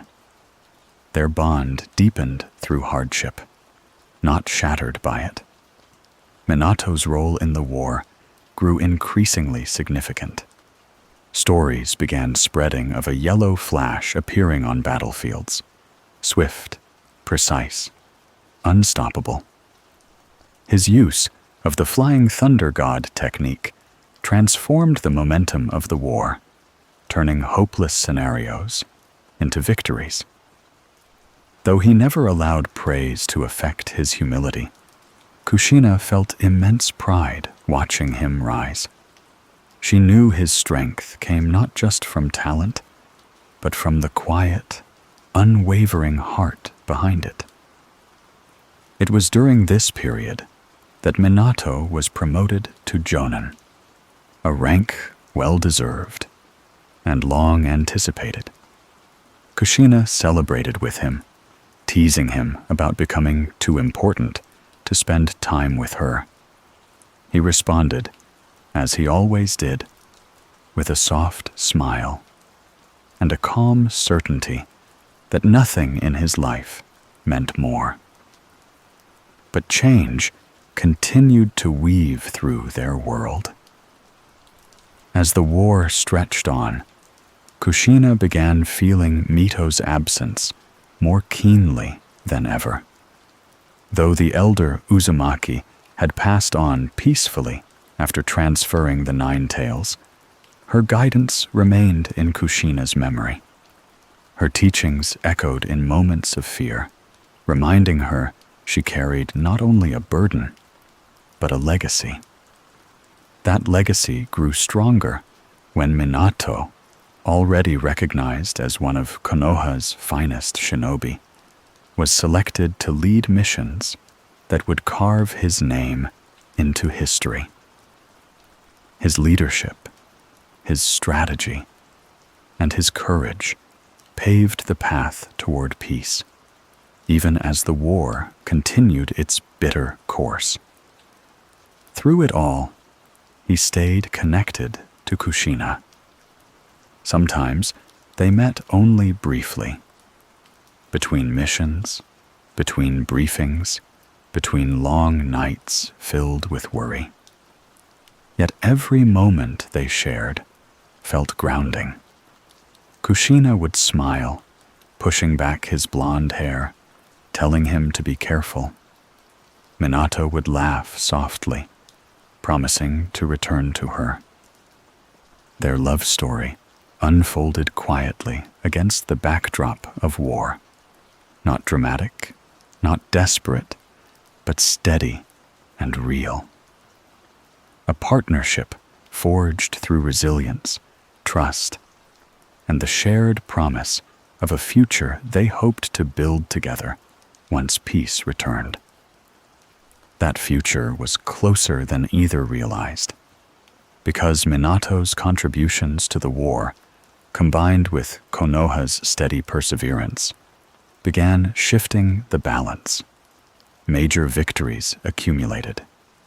Enemy nations grew hesitant, and slowly the chaos receded. When the storm finally weakened and the first signs of peace began to emerge, Konoha stood ready to rebuild. And Minato, recognized universally for his leadership and brilliance, found himself approaching a new destiny, one that would intertwine not only with Kushina's future, but with the future of the entire Uzumaki lineage. Their lives were about to enter a new chapter, one shaped by love, sacrifice, and the birth of a child who would carry the spirit of both his parents and of an entire clan. When the Third Great Ninja War finally loosened its grip on the nations, the world exhaled with a weary kind of relief. The fields that once echoed with battle began to quiet. The sky seemed to soften, and life cautiously returned to its familiar rhythms. Within Konoha, the people rebuilt with steady hands, repairing what had been damaged and honoring the memories of those lost. And in this slow return to peace, Kushina and Minato found themselves standing at the edge of the next stage of their lives. Minato's reputation had grown far beyond the borders of the Land of Fire. Stories of the Yellow Flash traveled rapidly, whispering through camps and villages long before he ever appeared.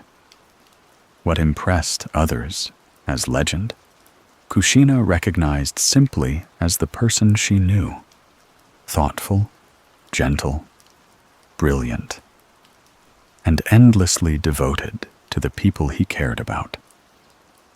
She teased him when she heard the stories, laughing at the way soldiers described him as an unstoppable, blinding bolt of light. Minato always shook his head, embarrassed by the attention, but Kushina could see the pride behind his humility. As the village settled into recovery, the elders and the Hokage began looking toward the future. Leadership would need to guide the new age of peace, and Minato's name rose swiftly in their conversations. The third Hokage saw in him a clear successor, someone who united strength with kindness, resolve with compassion. His strategic brilliance during the war was undeniable, but even more compelling was the steadiness of his character. He had faced the harshest realities of conflict and never once allowed his heart to harden. When the offer was discussed among the elders, the decision came naturally. Minato Namikaze would become the fourth Hokage.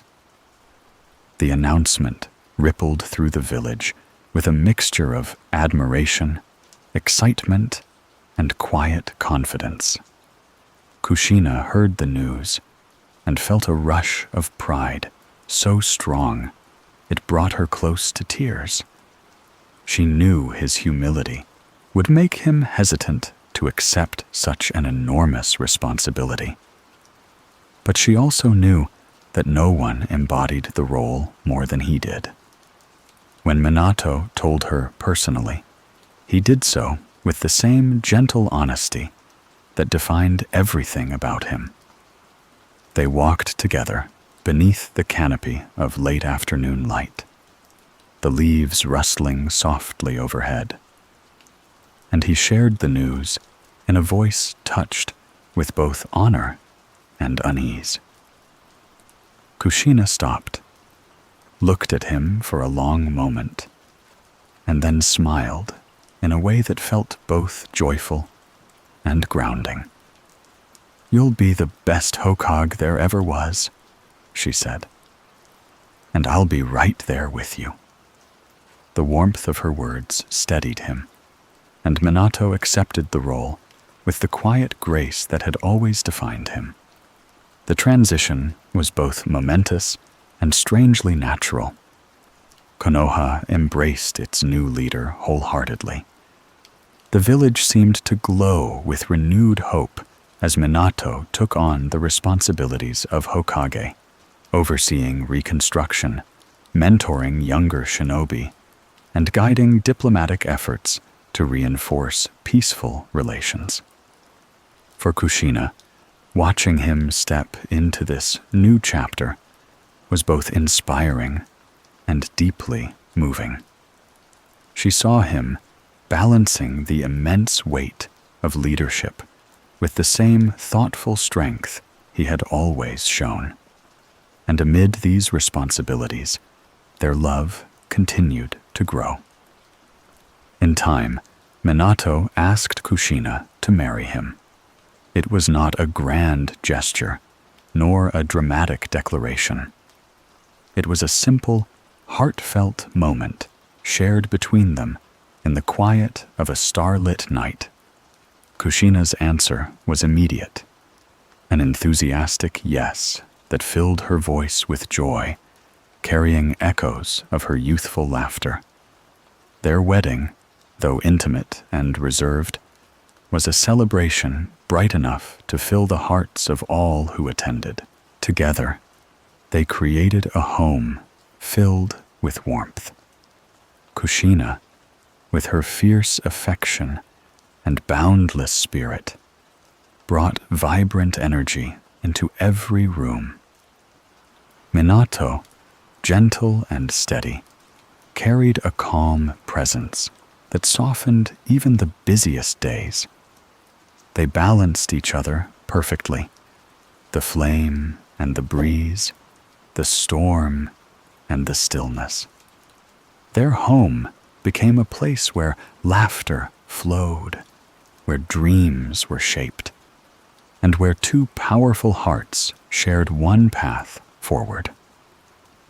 It was during these peaceful years that Kushina discovered she was pregnant. The moment she knew, her heart fluttered with both excitement and fear. She understood the risks of carrying a child while hosting the nine tails within her. But the medical teams reassured her, and Minato's unwavering support steadied her. Together, they prepared carefully, making plans to ensure both Kushina and the baby would be safe. As the pregnancy progressed, Kushina glowed with a joy she had never known. She often rested her hands gently over her stomach, whispering stories of Uzushiogakure, telling her unborn child about the sea, about the spirals in the sand, about the warmth and resilience of their people. She spoke of her hopes, her dreams, and the love she wished to pass down. A love shaped by the strength of an entire clan whose spirits lived within her. Minato, too, found himself dreaming of the child they would soon welcome. He spent quiet evenings thinking about the future, teaching their child to walk, holding them during stormy nights, guiding them through the world with patience and pride. The thought of becoming a father filled him with a gentle anticipation that softened even the heaviest responsibilities of being Hokage. Their home felt fuller with each passing day. Kushina's laughter grew warmer, Minato's smiles grew softer, and the village sensed the quiet joy of its Hokage and his wife, even if they didn't yet know the details. But beneath the beauty of this moment lay a growing truth. As Kushina approached childbirth, the seal containing the nine tails would inevitably weaken. The village would need to prepare. Teams would be stationed. Protocols created. Security tightened. And though Minato did everything in his power to protect Kushina, the world around them remained unpredictable. Still, they hoped. They trusted. They believed in the future they were building. As the days progressed, the life inside Kushina grew stronger, more vibrant. She often spoke to her child in soft tones, describing the symbols of the Uzumaki, telling them about the love she had known, the strength she carried, and the family waiting to meet them. What she didn't yet know, what she couldn't yet know, was that this child would become the bridge between past and future, the one who would carry both her spirit and Minato's, the one who would rise from the storm, shaped by both tragedy and love. A child whose birth would mark the final, precious spark of the Uzumaki clan's legacy. And that birth was drawing near. As Kushina's pregnancy neared its final stages, the village prepared quietly for the delicate event. The seal containing the 9 tails had held strong for years, strengthened by generations of Uzumaki knowledge. But childbirth weakened even the most resilient Jinchuriki. Minato monitored every detail with meticulous care. He arranged for a secure location, selected trusted medical nin, and reinforced every possible safeguard. His calmness masked the deep current of worry running beneath the surface. But Kushina felt it. She reassured him with gentle smiles, telling him that their child would be strong, that the future they imagined was already taking shape.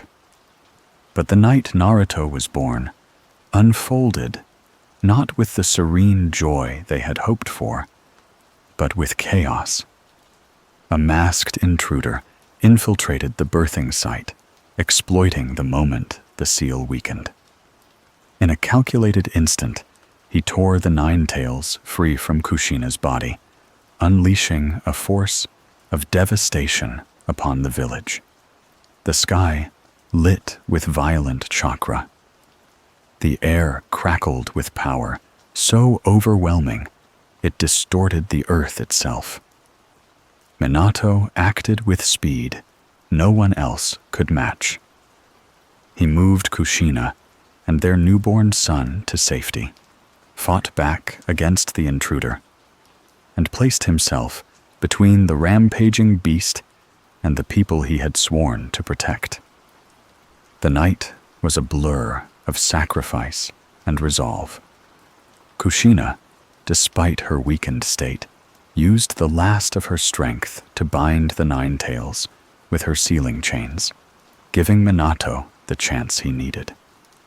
And Minato, with sorrow in his eyes and love in his voice, made the decision that would define the next generation. He summoned the Reaper Death Seal, splitting the 9 tails chakra, half sealed within himself, half sealed within their newborn son. Kushina, understanding his intentions even before he spoke them, agreed with quiet, heartbreaking acceptance. Their final moments were spent together. Kushina held Naruto close, pressing her cheek to his small face, whispering wishes for him that stretched further than her lifetime could reach. Minato rested his hand on their son's tiny chest, offering a gentle blessing of hope and protection. And together, they entrusted their dreams to the child who would carry both their spirits forward. When dawn rose over Konoha, Naruto Uzumaki was left without parents, but not without purpose. The village rebuilt around the emptiness left by the tragedy, and Naruto began his life in a world that did not yet understand him. The 9 tails sealed within him made him a symbol of fear to many, though he himself was just a child, small, bright-eyed, filled with all the innocence his parents had hoped he might have. He grew up without the warmth of a family, without the voices that would have anchored him, without the memories that should have carried him through lonely nights. Yet even in loneliness, the Uzumaki spark remained alive in him. Naruto's early years were marked by confusion more than anger. He didn't understand why people avoided him, why adults whispered when he passed by, why other children were forbidden to play with him.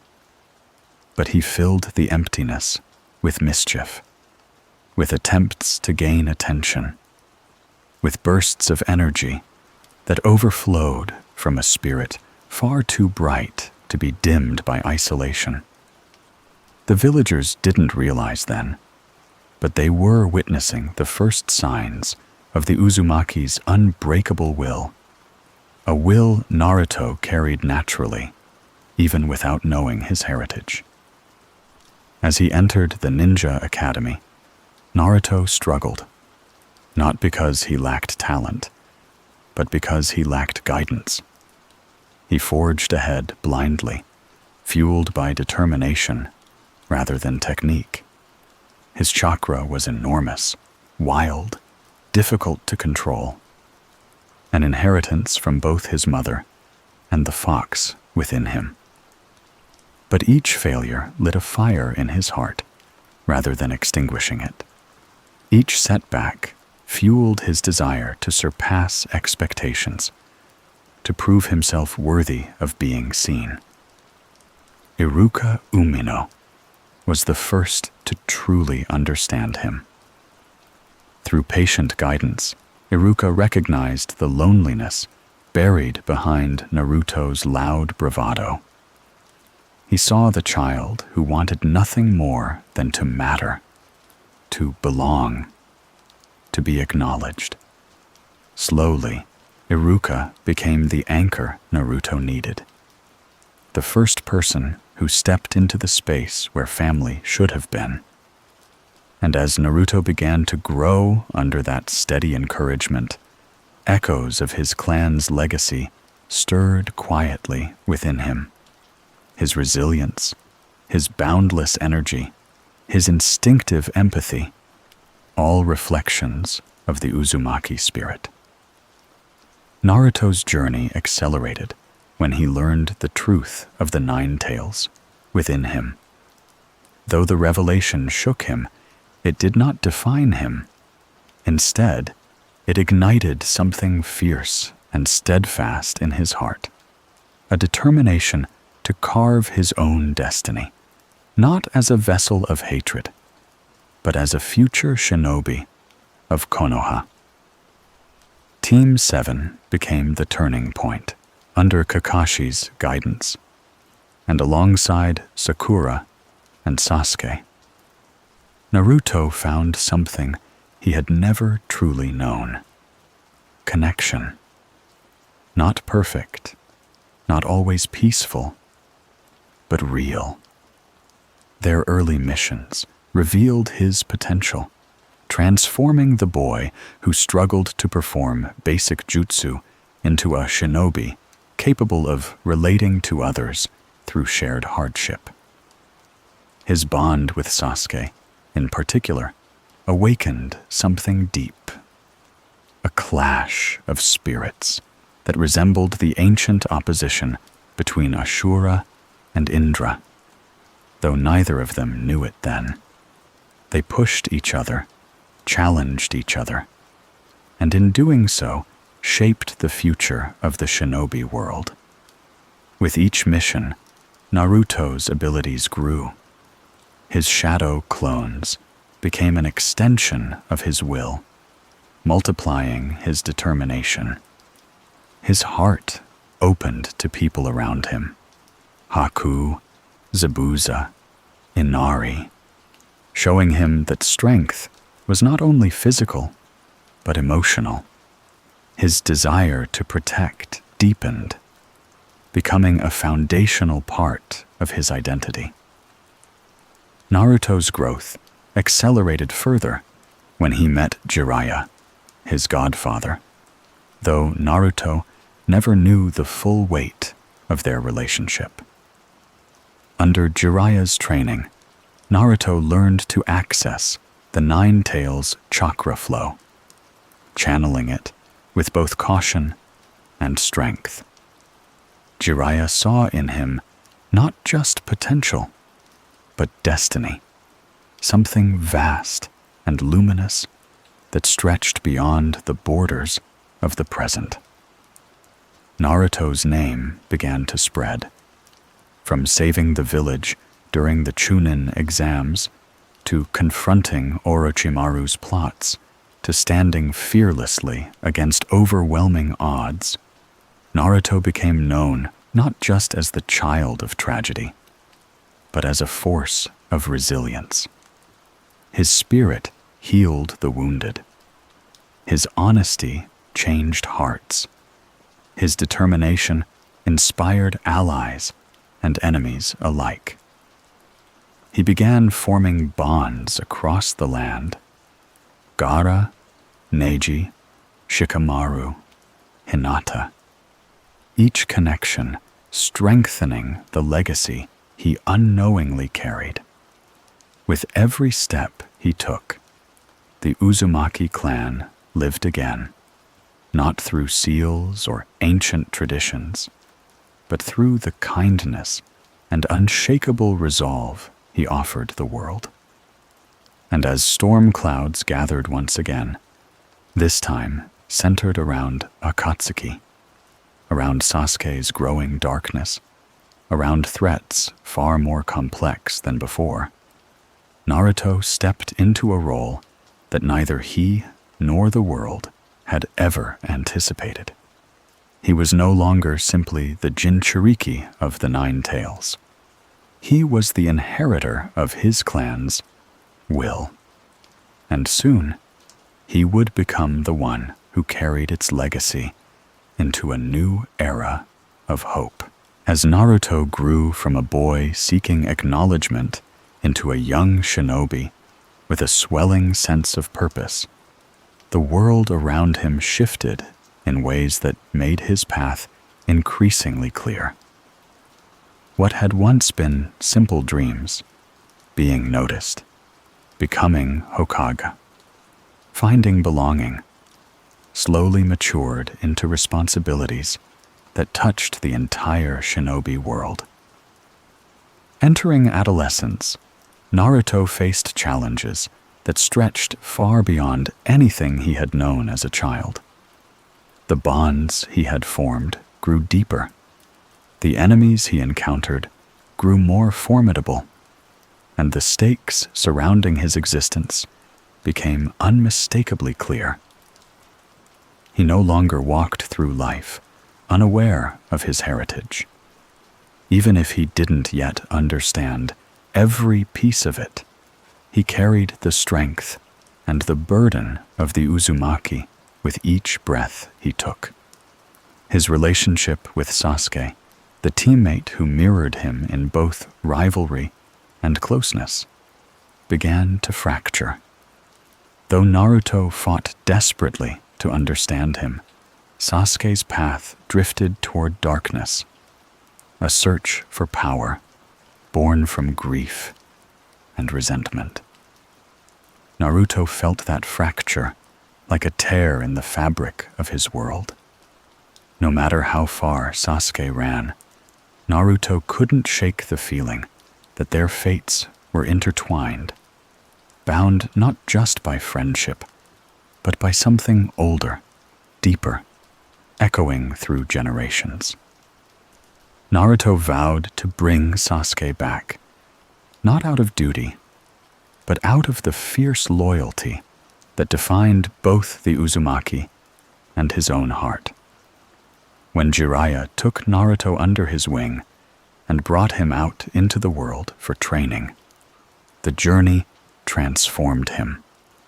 Away from the familiarity of Konoha, Naruto began to understand the world's pain. Villages devastated, people suffering, peace fragile and easily broken. He began to see not just the effects of conflict, but the roots of hatred that wound through history. Jiraiya taught Naruto not only techniques, but philosophy. That true strength comes from understanding others, that leadership requires sacrifice, and that peace is something built through connection, not fear. For Naruto, these lessons planted seeds that would take years to fully blossom. Eventually, the world pulled him back to Konoha, just as greater storms were gathering. The Akatsuki, shadows that moved across nations, had turned their eyes toward him and the other Jinchuriki. Their motives were complex, woven from pain, ambition, and the ancient history of chakra itself. And though Naruto didn't understand the depths of their plans yet, he felt the weight of their pursuit. The battles that followed were unlike anything he had faced before. He confronted foes who carried the burden of curses, the sorrow of war, and the desperation of lost dreams. With each fight, Naruto grew not only stronger, but more aware of how deeply the world suffered. And with each victory, he carried the voices of those he'd saved, and those he couldn't. One of the most important turning points came when he met another Jinchuriki, Gaara of the Sand, not as an enemy, but as a friend. Gaara's life mirrored Naruto's in painful ways. Born a weapon, feared by his village, isolated from kindness. But unlike Naruto, Gaara had once succumbed to bitterness. Their meeting, and the bond that grew from it, revealed to Naruto the profound impact one act of empathy could have. Gaara's redemption became proof that the cycle of hatred could be interrupted. Naruto's heart, always open, grew even wider, but the world continued testing him. When the Akatsuki captured Gaara, Naruto felt the sting of helplessness.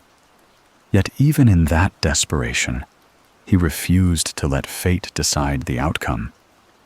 He fought not just with strength, but with unwavering empathy. He spoke to enemies with compassion. He listened to their stories, and he changed hearts through sincerity alone. Around this time, Naruto learned of a place that would forever change his relationship with the Nine Tails, Mount Myoboku. There, under the watchful eyes of the toads, he studied sage techniques, learning to harmonize with nature itself. The training was grueling, demanding patience and focus far beyond anything he had endured. But Naruto persevered. The natural energy swirled within him, blending with his own chakra, elevating his strength to new heights. Sage mode unlocked a side of him that seemed almost unreal. Sense sharpened, strength amplified, presence radiant. It was a testament to both his growth and the lineage that flowed quietly through his veins. But even these newfound powers could not shield him from the most devastating loss of his life. When Jiraiya fell in battle, the world seemed to dim. Naruto's grief was immense, deeper than he knew how to express. Jiraiya had been a mentor, a father figure, a guide shaped from both strength and compassion. Losing him felt like losing a piece of his heart. For the first time, Naruto questioned the path he was walking, uncertain how to move forward without the man who had taught him how to dream. Yet it was through this sorrow that Naruto matured. He read Jiraiya's final message, absorbed his teachings, accepted the mantle of hope that had been placed upon him. When pain invaded Konoha, destroying the village in a single, catastrophic strike, Naruto did not return as a frightened child. He returned as a protector. Descending from the sky, cloaked in sage chakra, he stood not just as one boy against an army, but as the living embodiment of everyone he loved, everyone who had shaped him. The battle was harsh, filled with devastation and sacrifice. But Naruto did something no one expected. He refused to kill his enemy. Instead, he searched for understanding. He reached into the depths of Nagato's sorrow and found the remnants of Jiraiya's hopes buried beneath hatred. Through compassion, he broke a cycle that had seemed unbreakable. And in doing so, Naruto saved not only the village, but the pieces of his master's dream that still survived within Nagato's heart. For the first time, the village looked upon Naruto not with fear, but with profound trust. They saw in him the future that Minato and Kushina had dreamed of. They saw the promise his parents had died for. They saw the will of the Uzumaki shining brilliantly within him. "I've decided," Naruto said quietly after the battle. "I'll shoulder this burden. I'll carry all of it, so no one else has to." The world beyond Konoha heard whispers of him. Some spoke his name with hope, others with fear, but all felt the shift he was creating. Naruto was no longer just the Jinchuriki of the Nine Tails, nor just a boy seeking acknowledgement. He was becoming a leader, someone whose choices influenced the hearts of nations. And as tensions across the world coalesced into the beginnings of a far greater conflict, Naruto's path began pointing unmistakably toward a destiny intertwined with the fate of every shinobi alive. The Fourth Great Ninja War was approaching, and Naruto, the last living heir of the Uzumaki clan, was about to become the force that would shape its outcome. The world shifted into a state of mounting tension as the Fourth Great Ninja War approached. And in the stillness before the storm, Naruto found himself standing at the center of something vast, far larger than his own dreams, far larger than any one village. He carried the burdens of generations, the expectations of nations, and the hopes of people he had never met. Yet in spite of everything, Naruto remained steady. grounded by the same simple truths that had shaped him since childhood. Protect those he cared about. Never give up. And find a way to break the cycles that had wounded the world for so long. After the battle with pain, the village no longer saw Naruto as a troublesome boy or a risky Jinchuriki. They saw him as their protector, someone willing to carry the weight of peace on his shoulders. His heart, so open and sincere, became a beacon for others. Even those who once kept him at arm's length now greeted him with gratitude, respect, and warmth. And though the acceptance was new, Naruto embraced it with the same earnestness he brought to everything he touched. But peace was fleeting. Rumors spread of sinister movements behind the scenes, shadows gathering, masked figures orchestrating a plan that threatened the entire world.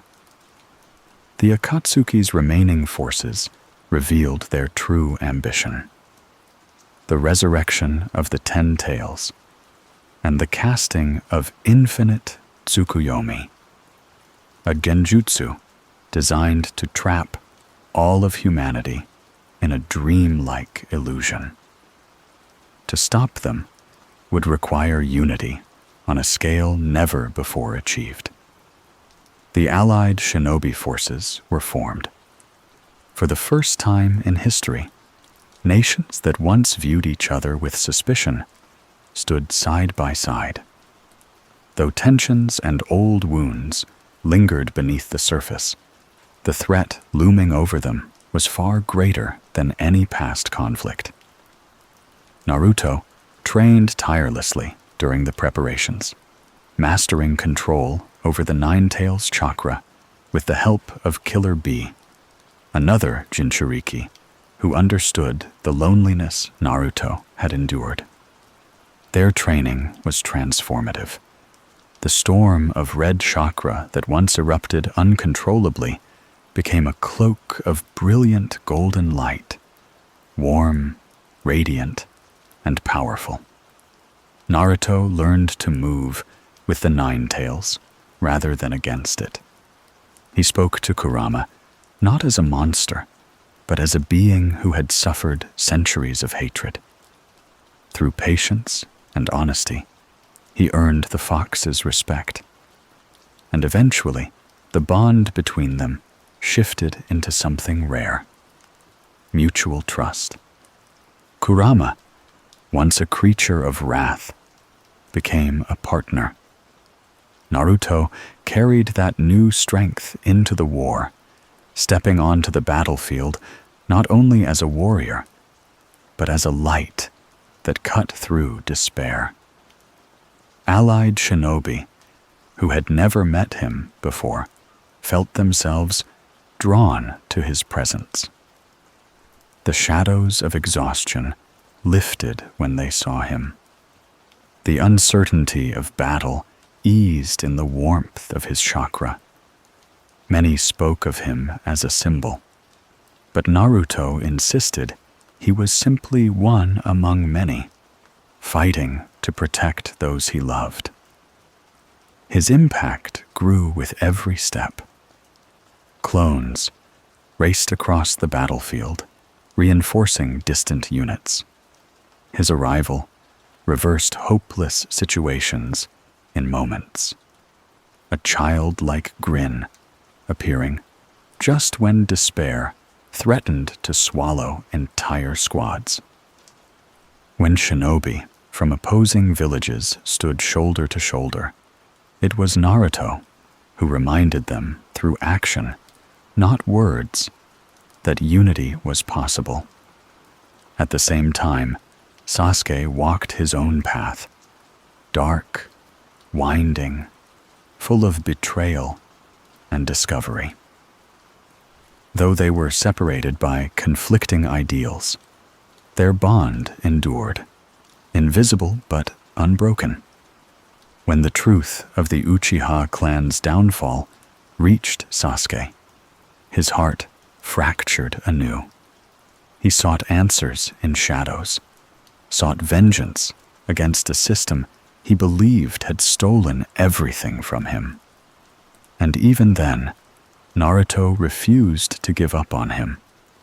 While the war raged on, ancient secrets slowly surfaced, the truth of chakra's origin, the histories hidden beneath centuries of conflict, the story of Ashura and Indra, two brothers whose reincarnations had rippled through generations.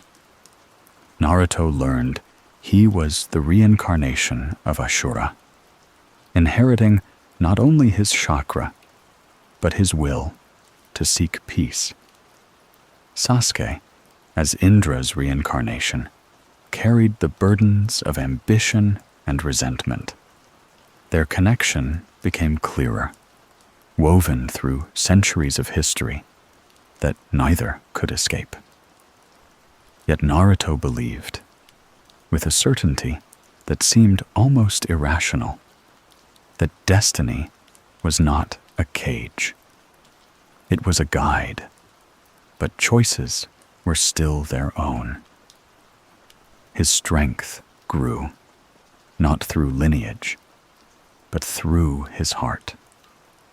When Madara Uchiha and Obito plunged the war into darkness, reviving the Ten Tails and threatening the world with annihilation, Naruto refused to yield. He stood beside the allied forces, fighting back with the determination that had defined him since childhood. His golden chakra spread across the battlefield, lighting up the night like a sunrise.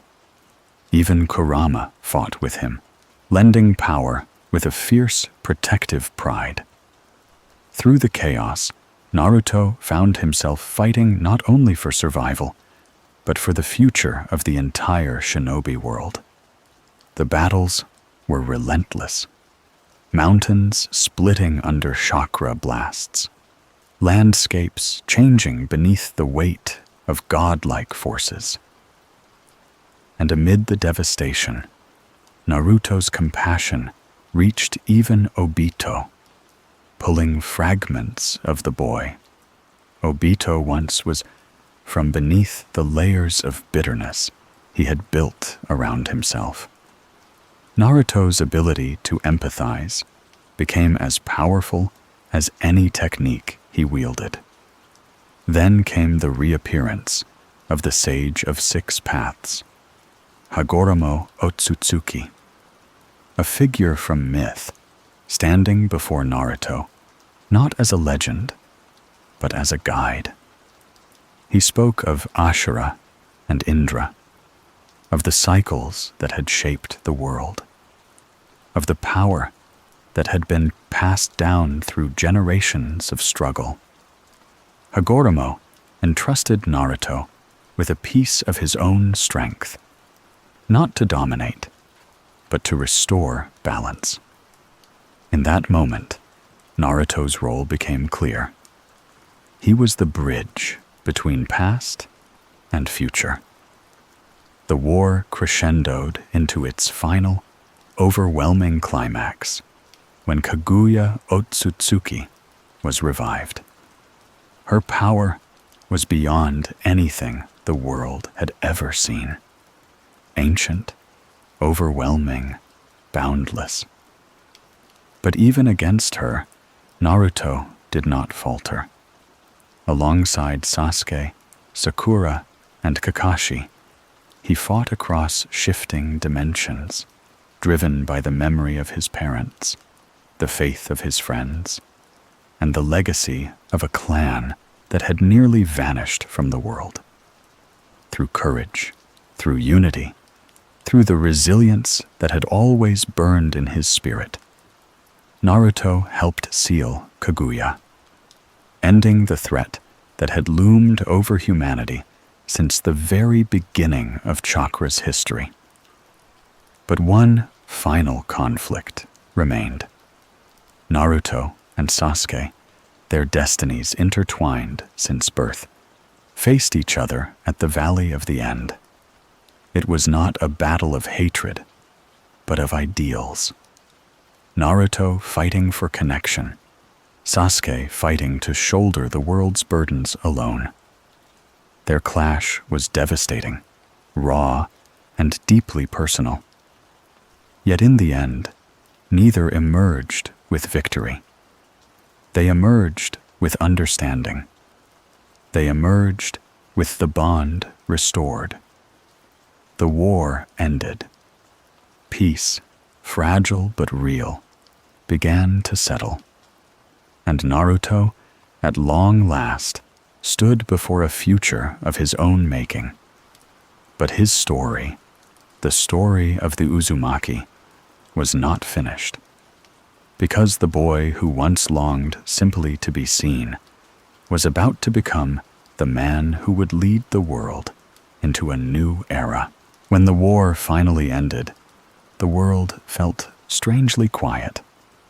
The landscapes, scarred by battles, marred by chakra, shaped by forces ancient and overwhelming, stood still under skies that no longer burned with conflict.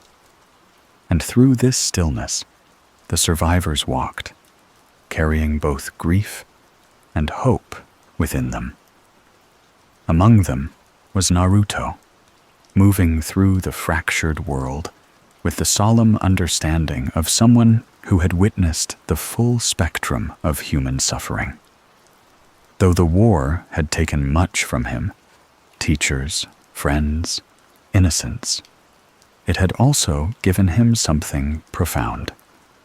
It had revealed the strength of connection, the impact of empathy, and the truth that peace was not something inherited, but something earned, nurtured, and protected through countless quiet choices. Naruto returned to Konoha with these truths carried gently in his heart. The village welcomed him as a hero. Banners rose. Children crowded around him, eyes wide with admiration. Adults bowed their heads in gratitude. For the first time in his life, Naruto walked through Konoha, feeling fully seen. Not as a burden, not as a jinchuriki, not as an outcast, but as someone who had saved them. Someone who belonged. Yet even as he accepted their gratitude, Naruto remained humble. His smile was bright, but his heart stayed grounded. He knew that the victory was not his alone. It belonged to all who fought beside him, all who believed in him, all who had shaped him into the person he had become. He visited the memorial stones often. Sometimes he spoke to them. Sometimes he simply sat in silence. He thought of Neji, who had given his life in a moment of unwavering faith. He thought of Jiraiya, whose teachings had carried him through the darkest storms. He thought of his parents, whose sacrifices had given him a future he was now strong enough to honor. And each time he left those stones, he stood a little taller, carrying the memories of the fallen within him like quiet embers. The new era arrived slowly. Villages rebuilt, alliances strengthened, former enemies became partners in peace. And as the world healed, Naruto too began healing in ways he hadn't realized he needed. He reconnected with those he cherished: Kakashi, Sakura, Shikamaru, Hinata, and found comfort in the gentle rhythms of post-war life. In time, Naruto and Hinata's bond deepened. It had always been there, quietly weaving its way through their shared moments. Her admiration, his growing awareness, the softness in their interactions. But it blossomed beautifully in the years that followed. Their love was tender, steady, shaped by mutual respect and quiet understanding. And in Hinata, Naruto found a partner who saw him not as a hero, not as a legend, but simply as himself. Their wedding was a moment of pure warmth. Konoha celebrated under lantern-lit skies as the two began a new chapter together. For Naruto, it felt like a gift beyond any honor he had ever received. He had searched for belonging all his life, and now he had found a family to build and protect. A home shining with the gentle, unwavering love he had missed as a child. As peace settled, Naruto continued training, continued learning, and continued working alongside the village leaders. Kakashi, who became the 6th Hokage, often sought Naruto's perspective on matters of unity and diplomacy.